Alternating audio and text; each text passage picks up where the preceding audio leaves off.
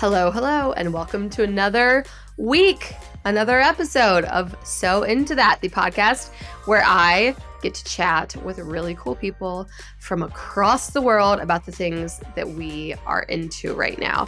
Now, sometimes I chat with others, sometimes I just chat with myself, and this is another solo episode. I have only done one other solo episode so far. I talked about kind of my career and how I got to where I am and what I'm doing today on that one. And I really enjoyed it. It was so fun. I love having a new guest each week. It's so cool and exciting. I live in Carmel Valley, California, a really small town. Before that, I lived in San Diego, Palo Alto. So I've never been in like a creator hub like New York City or even San Francisco a little bit, but like New York or LA. Or like these hubs where like all the creators live, and so all the brands do events there, and they all get to know each other, and they go out to lunch, and they like get to kind of be coworkers in many ways and kind of like bounce ideas off of each other. And I've just never known other creators. I've just never known a lot of other people in this same job as I am. And so it's been really a very exciting and like great for my business to understand what other people are doing with their businesses. It's just been a great all over thing getting to meet and have these conversations every week with people from across the world, across the country. It's been very fun, and I have like formed some awesome new friendships and gotten to chat with a lot of people. But today is a solo episode, so let's get right into it. The thing that I am so into is huge. It is something that I've been working on for years. Actually, I've been working on this since 2019. In 2019, a fresh new mom, Caroline, living down in Carmel by the Sea. For the first time in my life, I found myself not wanting to cook. Cooking has always been something that I loved and was like a stress reliever for me. And suddenly I had a 6-month-old kid. I was trying to get work done. I didn't have proper childcare, and cooking made me really anxious and stressed out and like didn't feel fun or exciting anymore. And after struggling with this for several months, I sort of just dumbed down the recipes that I was used to cooking, started cooking much more simple food, still really big flavors and exciting food, but just much more simple. And once I started cooking that way, doing a lot of like hacks and tricks to make things cook quicker, like very non-chefy, but very like pro busy person tricks, I realized, hey, I'm kind of good at this. And I wrote a cookbook proposal for a book called What to Cook When You Don't Feel Like Cooking. And that was either 2019, because Mattis was born. It was late 2019. I talked about this on the last podcast episode, but I pitched that out to several publishers and no one bit. I wasn't really active on Instagram at the time. I didn't really have like a name for myself in the food world. So no publisher wanted it.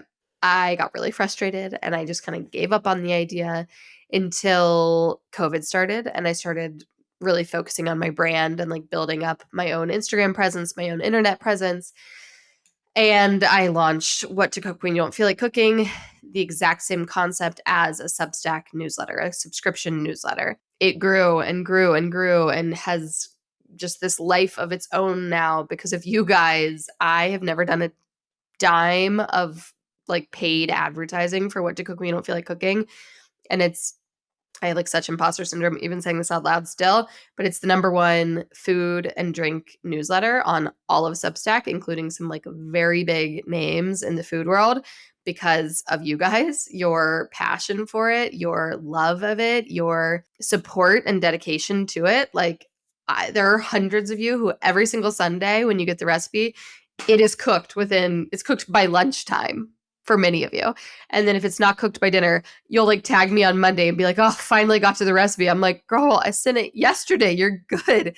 It's become just this like life of its own community. It's the coolest and most validating and most exciting thing in the entire world. And because of your passion and dedication for What to Cook, the newsletter, I got a cookbook deal and wrote an actual cookbook. What I tried to do in 2019 and couldn't, it is now out there and it is available for pre-sale today. If you are not familiar with like the book world, pre-sale so it comes out on August 13th. I cannot freaking wait. More to come on book tour events and me coming to find you guys and see you where you live. More to come on that later, but August 13th is when it actually comes out. But today, right now, you can go to Amazon.com and search what to cook when you don't feel like cooking, or, Barnes & Nobles or absolutely anywhere. Search what to cook when you don't feel like cooking, or it'll be in the show notes, obviously, also.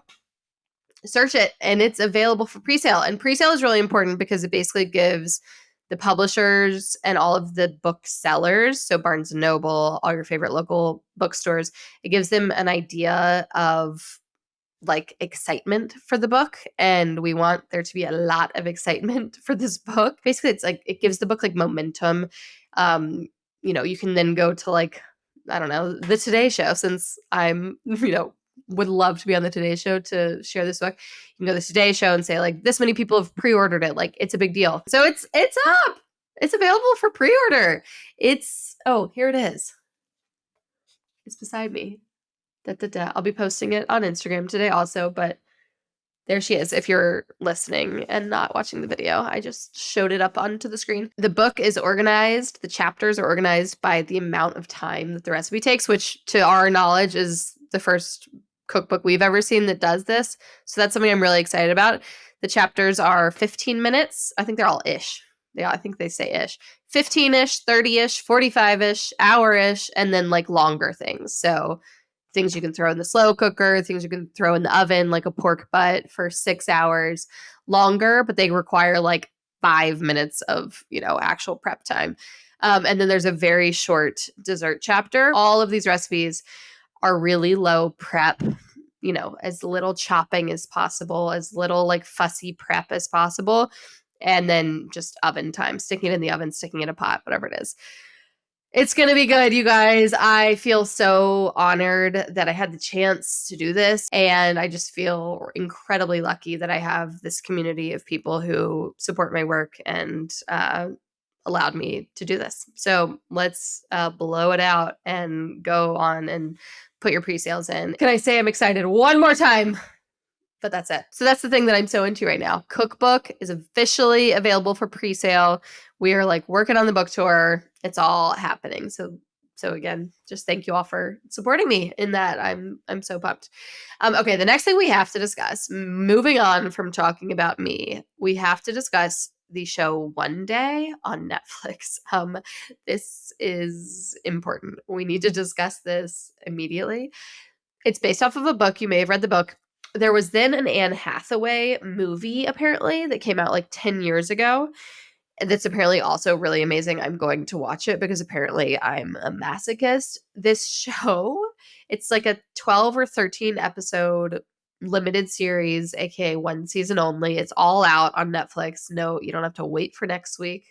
My favorite thing. I love when they just release it all at once. So Leo Woodall is in it, the guy from White Lotus. He's the nephew of the gays who like is sent to seduce Portia to like so they can kill the main character who we all love. I can't remember her name. He's the main character. He's kind of slimy in the White Lotus, so you have to like delete your memory bank about that. He's this like wonderful but like misguided.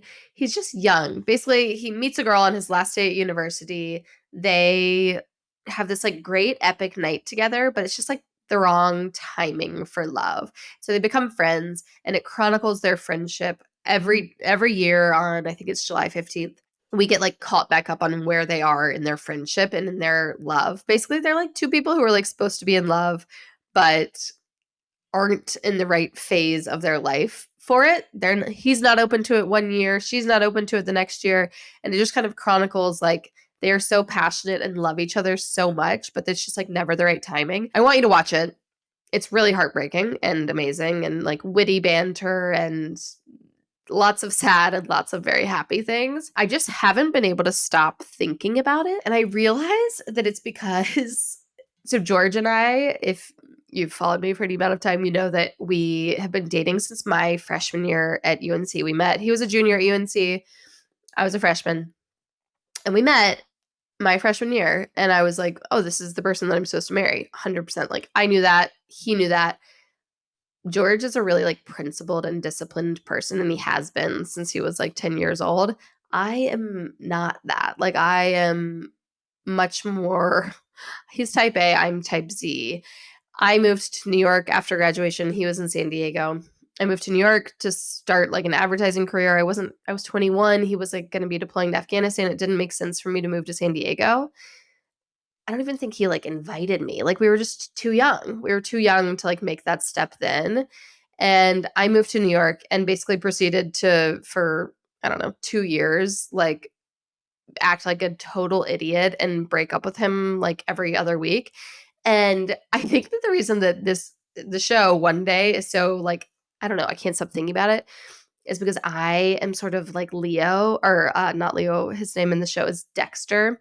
I'm sort of the Dexter, and he's like a shithead in the like in the show, like in many of the years. And then you realize that he's not a shithead, he's a great person. He just, was not, he was young.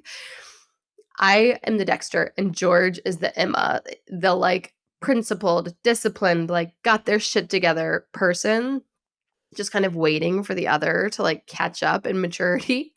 And I hate thinking about the fact that I ever like hurt my husband, like who I like fucking adore and I'm obsessed with. I hate thinking about hurting him by breaking up with him and doing all that. But I think, I don't know, this show was like a mirror to me in a kind of a way. Like, I was too young to meet the love of my life. I wasn't ready to get married at age 18, or I wasn't ready to marry the person who I met at age 18.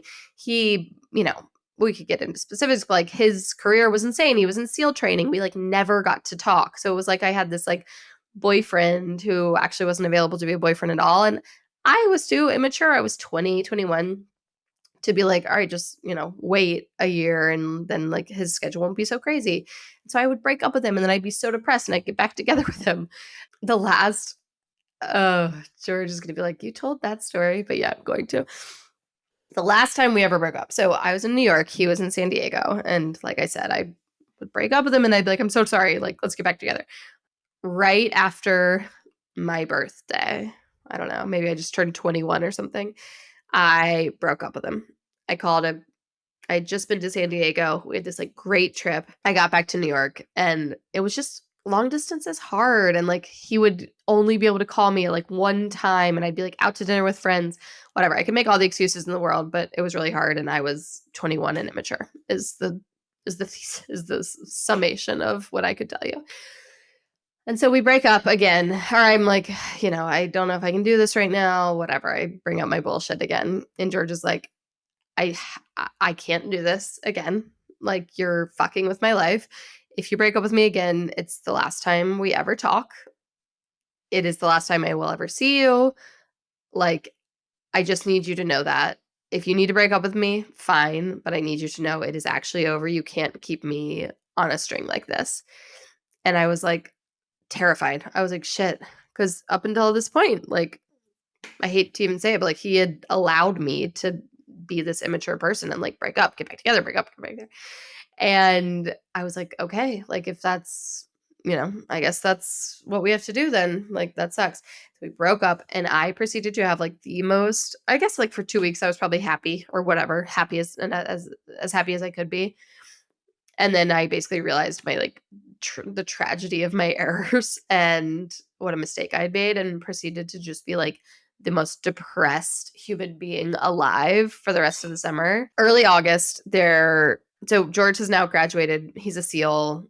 I have no idea where he is. We haven't spoken in 2 months. There was a really tragic helicopter crash in Afghanistan. And I want to say upwards of 15, maybe even 20 SEALs and medics and, SEAL support were killed.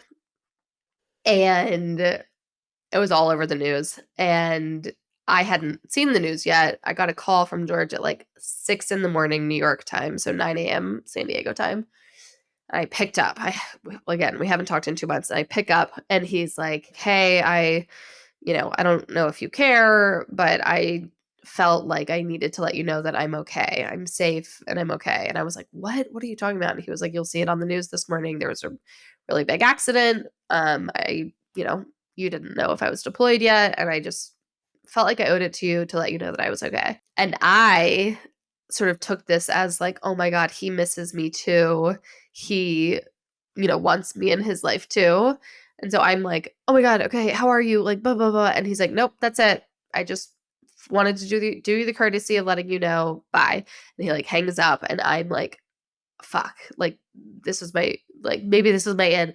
So I call him back that afternoon. I'm like, hey, just checking on you. And he's like, Caroline, just to reiterate, that was not me opening the door. The door is shut. I just wanted to let you know out of a courtesy for you that I'm okay. And he like hangs up. I'm still 21, 22 years old at this point, and something about seeing the worst that could happen.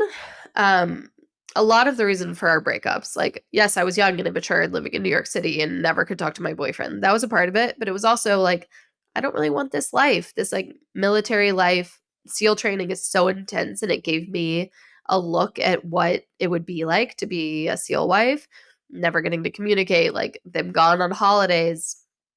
I sort of like got a taste of that, and I was like, I just don't know if I can do this. And something about getting that call, it was like the worst case scenario, the embodiment of everything that I'd been scared of and ended the relationship over.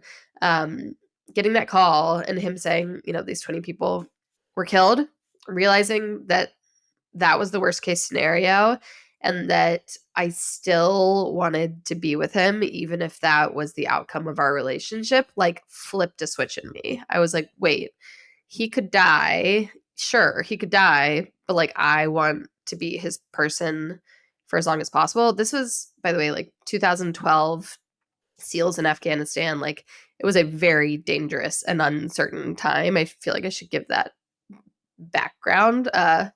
SEALs don't die a lot in combat, and they were dying a lot in combat in Afghanistan at this time. And so I had a lot of anxiety about that. And that was like a huge part of why I ended the relationship. And just realizing, okay, even if that's the worst case scenario, even if he dies, like I want to be his person while he's alive and us to have as much time as possible together, truly like flipped this switch in me. And I was like, I have to get him back. So I tried to call again.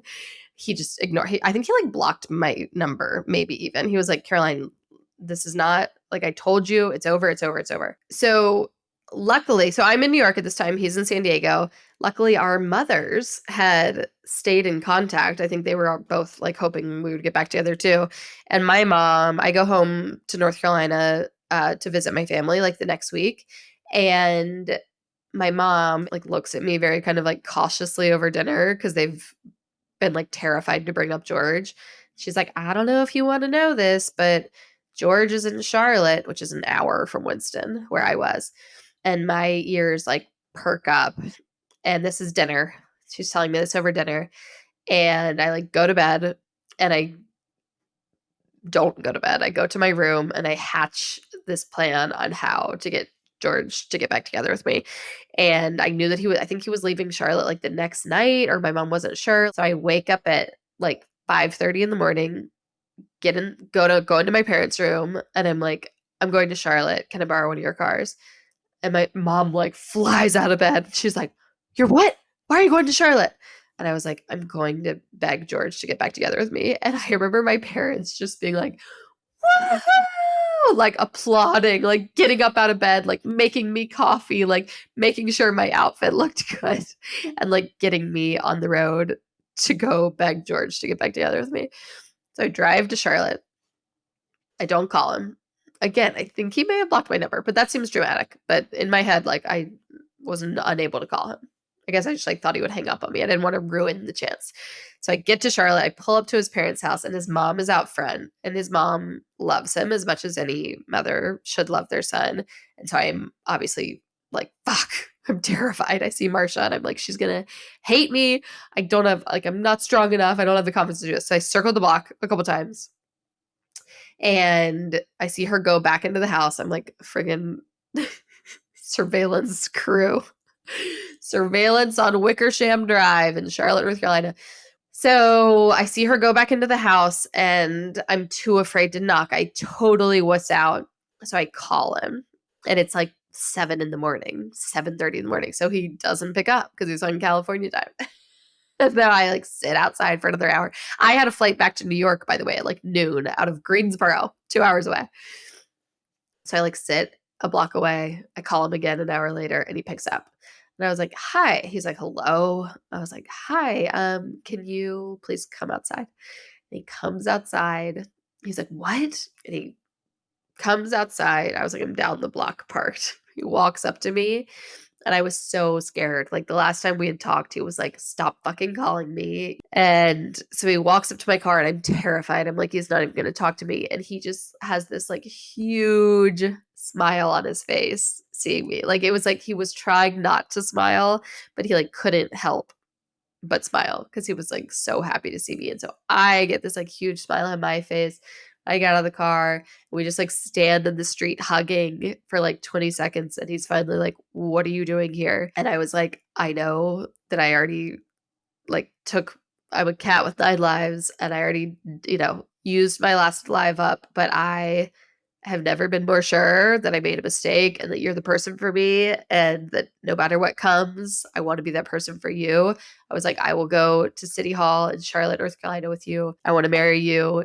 I'll marry you now. I'll marry you today or I'll marry you in a year. I don't care when it is. But like, I am 100% positive that you're my person and that I really screwed up.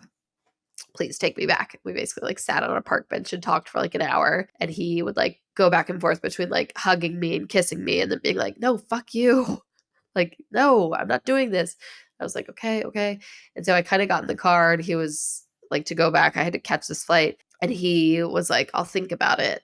Like, I'll let you know in the next couple of weeks." And I was like, "Okay, okay." He was like, "Don't expect to hear from me. Like, I need some time." And I was like, "Okay." And I got like 30 minutes down the road and he called me and he was like, "You better not fuck this up." I was like, "Okay, like I'll be there next weekend." So from then on, he moved to Norfolk. I was in New York. I came down every single weekend. He deployed to Afghanistan for like 9 months and then another little short, like 2 month one. So he was gone a lot, but anytime he was in Norfolk, I was in Norfolk and we got engaged like 6 months later. He asked me properly with a ring like 6 months later and we got married at City Hall in New York like a week later.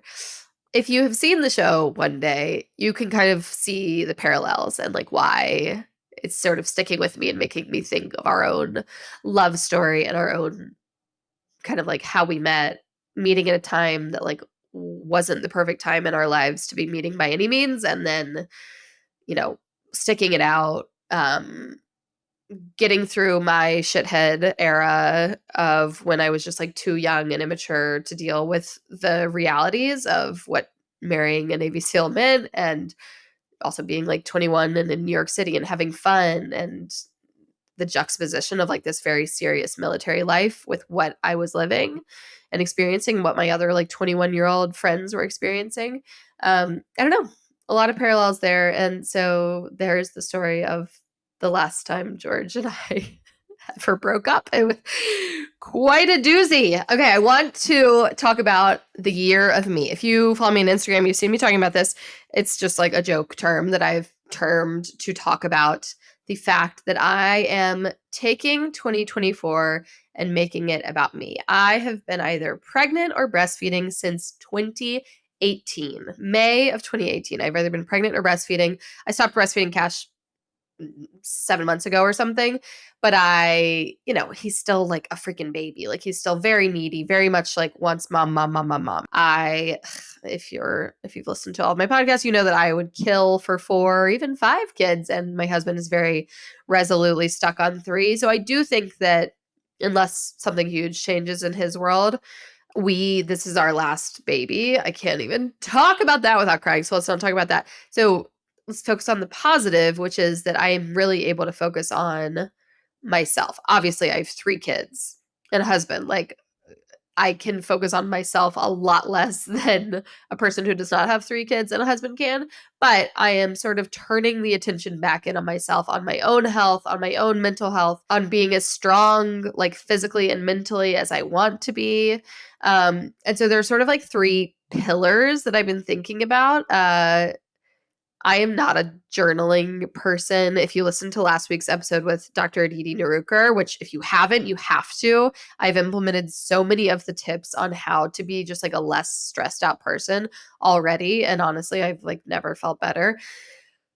So there are like three, but anyway, on that episode, I talked about how I'm not like a journaling person. I find it like a little hokey, but I'm trying to just be like a more intentional person about how I live my life, what I say yes to, what I say no to. And so I have jotted down some thoughts, yes, in a journal. So the year of me, there are three sort of like pillars, if you will. I'm doing things to make my life just kind of overall less stressful, more fun, and more fulfilling. So let's start with the less stressful part because I feel like I'm doing the best at that part, honestly. Again, if you listen to Dr. Aditi Nurkar's episode with me last week, she gave us like mini science-backed tips on how to reduce stress. I have a pretty good grasp on like what I can do to make myself feel better and like have the best mental health, but there are a few of these things that I had never implemented. So the number one thing, again, I'm a journaler now, is the gratitude journal. I've only been doing it, I'm on day 7. And basically, Dr. Aditi Nurkar, I don't know why I'm saying her full name every time. Aditi, she told me to call her Aditi. Aditi said that there is science that backs up that writing down 5 things in your life you are grateful for, that you have a lot of gratitude for, rewires your brain to focus on the positive and not on the negative. So an example from my life, I've talked on many episodes about just kind of like internet trolls and like the negative impact that they can have on a creator's day. So I'll get like 200 messages from people being like, my kids loved this. Like, you've made my life so much, easier through your recipes.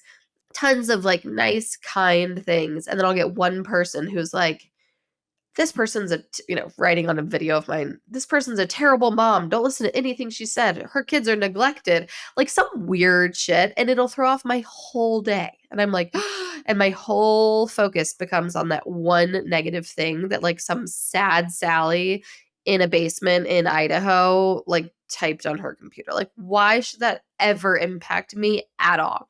So the gratitude journal thing like rewires your brain to focus on the positive, which makes you a less stressed person.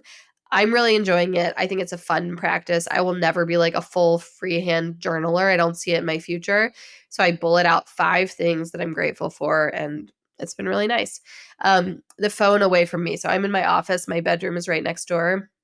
Just beside my computer is like a little closed shelf situation that has a charger in it. I have moved my charging dock that charges my headphones, my phone, and my Apple Watch. I've moved the charging dock here. So when I go to get in bed, which I'm trying to get in bed by 9:30, that was another one of her tips. I'm getting better. She wants me asleep, all of us. She wants us asleep by 10 p.m.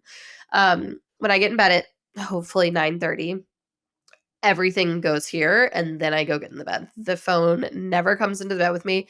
This is not only incredible to stop the doom scrolling at nighttime. I always read a lot of books, but I've been reading even more books and not getting like sidetracked by some stupid little Instagram story. It's not only stopped the doom scrolling at night, my mornings are the most pleasant outcome of this. The kids usually come in and wake us up, and I just hang out with them and chat, as opposed to like my brain was just so wired to open my phone and like start answering emails, responding to DMs, responding to texts immediately.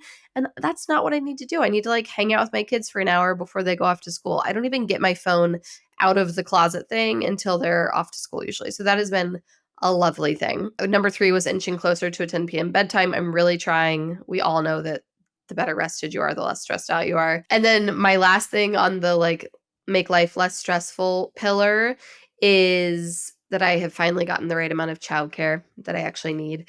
I think I really value myself and my work and what I put out into the world, but I have tried for the past 5 years to have as little childcare as humanly possible while still not flying off the handles. And what that's looked like is like every time the baby like starts napping at a different time, I move the nanny's hours around so that like, okay, only come, from noon to 5 because the baby sleeps, really well from 9 to 12 or whatever.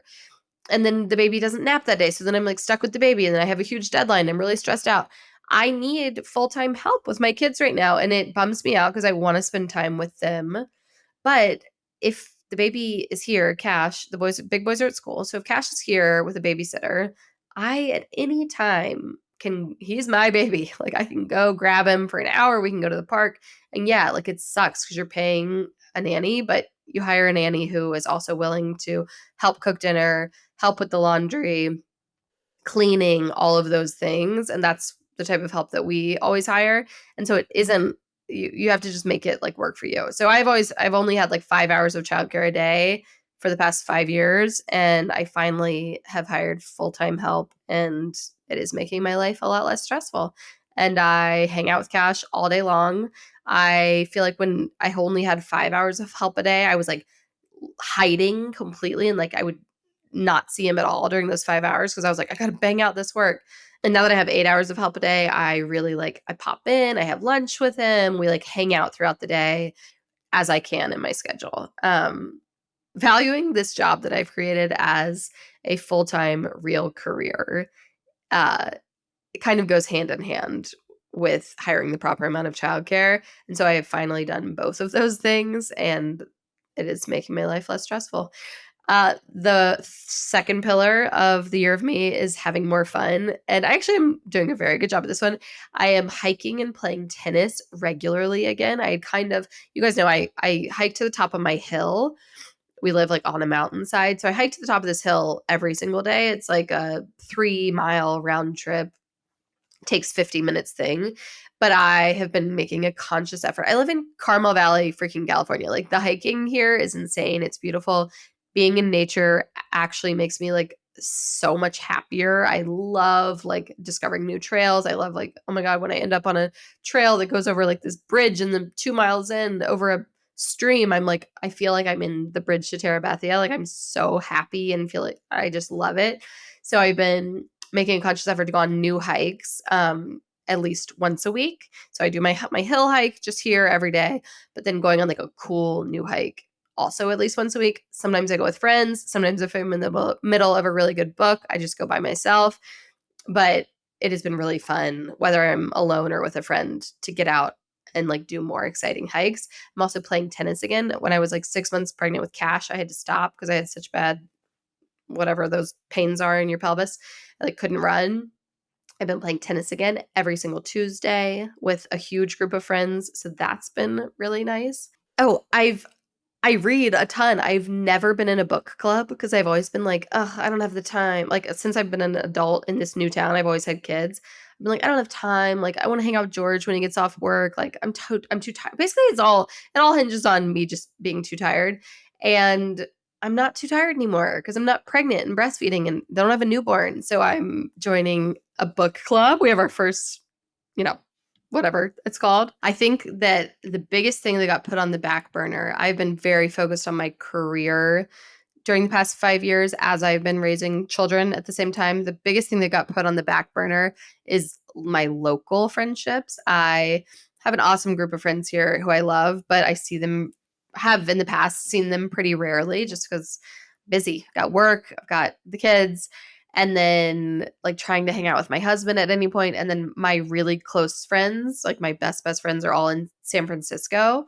And so I kind of like spend all my time and energy like on the weekends. I've been like very much a weekend warrior, like get all my work done so that I can go up to San Francisco and see friends, or we can go on a trip together. And so part of the year of me is definitely like having more fun experiences with these people in this community who I really love and just haven't gotten to see as much because of work and kids. The third pillar of the year of me is making my work more fulfilling and meaningful. So doing less of the stuff that I don't really enjoy about this job and doing more of the stuff that I really do enjoy. So an example of that is I'm doing a lot less like one-off social media partnerships. So just doing a lot less of the like minutia of like little like influencer deals and focusing more on the big picture of like what I want to put out into the world. A big opportunity for that will be the cookbook tour. My favorite part of this job is connecting with you guys, and the whole point of what to cook when you don't feel like cooking, and the whole point of my sharing anything about my life on Instagram is to try to help make your lives more fun and more easy. That's kind of like what makes me excited.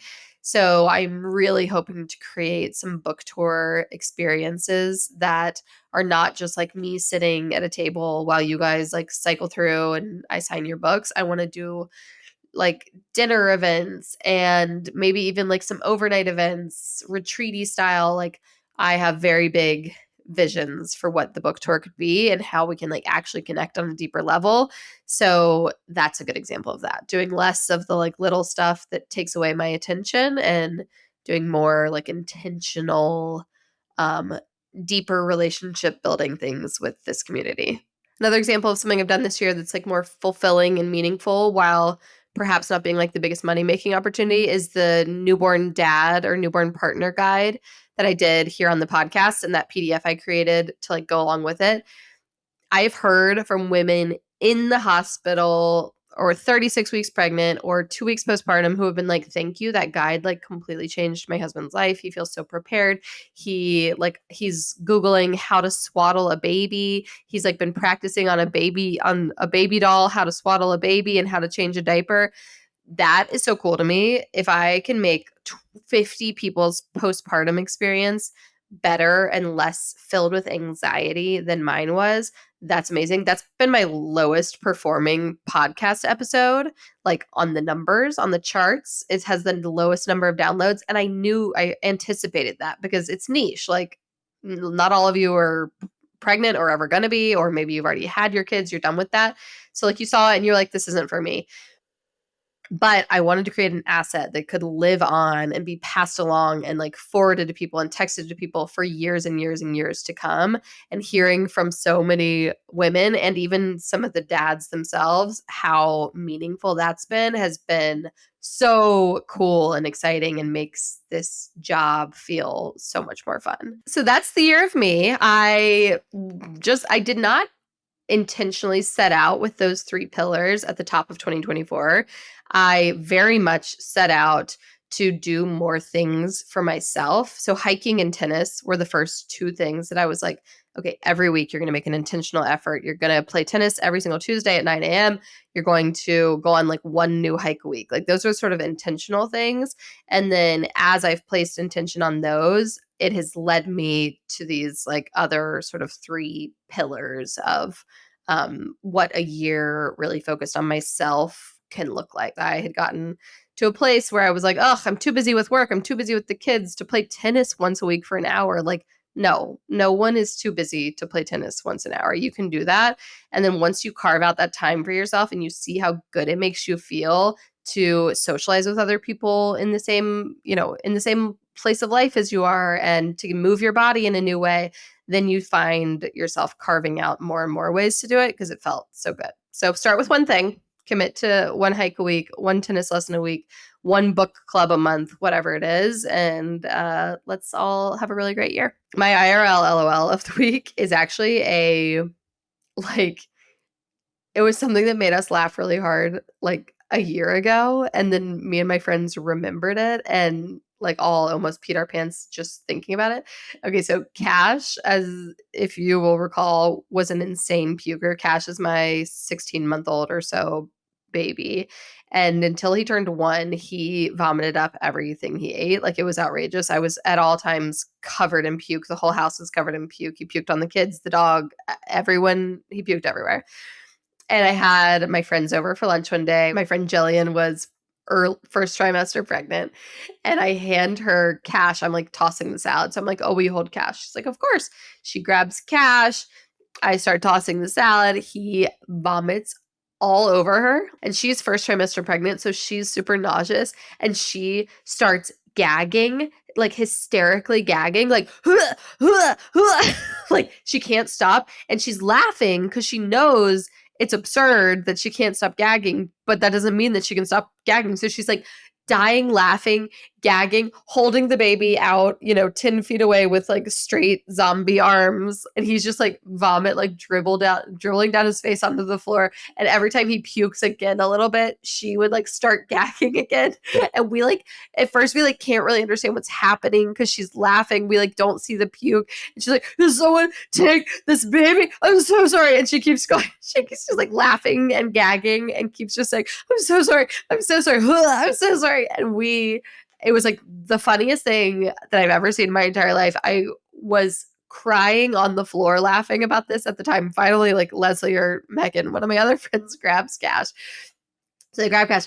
Anyway, it was the funniest thing that's like ever happened to us. I mean, we were howling laughing at her. It was just absolutely hysterical. And we just remembered this last week and we all had like another absolute giggle fit over it. Like Jillian was like, that was an out of body experience. Like I was sweating. I like had needed that baby away from me and none of you understood what I was saying because I couldn't stop gagging. Okay, so that's my IRL LOL of the week. Nothing like a little first trimester nausea to make you giggle. The thing that I'm out on is doing your freaking taxes. Okay. I am not an organized human. I got QuickBooks. I don't know how to use it. I didn't do it properly. George, like as mentioned at the top of this podcast, George is an incredibly organized, disciplined person. And so the amount of frustration that George feels with me every single tax season, and yet like I don't change it. So we basically like suffer through 2 days of him absolutely thinking that I'm like the scum of the earth because I cannot fucking organize my taxes. And then we forget about it and then I like don't change my systems. So I'm so out on freaking tax season as a what am I? Am I an LLC? Whatever I am, the amount of 1099s, different income sources, it is so complicated. Receipts I have to write off, like, ugh, I loathe it. It makes every single year. I'm like, I'm just gonna go get a freaking job as a consultant. Like, fuck this. It's not worth it. And then it's 2 days of pain and it's fine. So anyway, I hired a bookkeeper already. George was like fully ready to ask for a divorce. He was like, fuck this. Like, I'm not your bookkeeper. Figure your shit out. So I hired a bookkeeper. Next year is going to be better. Next year is going to be great. So it's going to be fine. Okay. What to cook when you don't feel like cooking? I've been back on the bagged salad thing. I sort of like burnt out on bagged salads for a bit. I was eating them like every single day of the summer while I was in the throes of cookbook editing. I like didn't feel like cooking while I was doing all that. I was just so burnt out on cooking. And so I was just eating bagged salad with turkey like every single meal of the day. Got really burnt out. I'm back on it. So getting like the Southwest bag salad kit that's either Taylor Farms or Trader Joe's has a really good one. The dill pickle salad kit. Again, I've been making a ton of Caesar salads, just making this really easy Caesar dressing with like mayonnaise, lemon juice, anchovies, Parmesan. Just tossing it with romaine, chicken, some pepitas. Been back on like the big salad grind. And that's what I've been cooking when I don't feel like cooking. All right, that's it for today. We covered a lot of ground. The cookbook's coming. Please pre-order.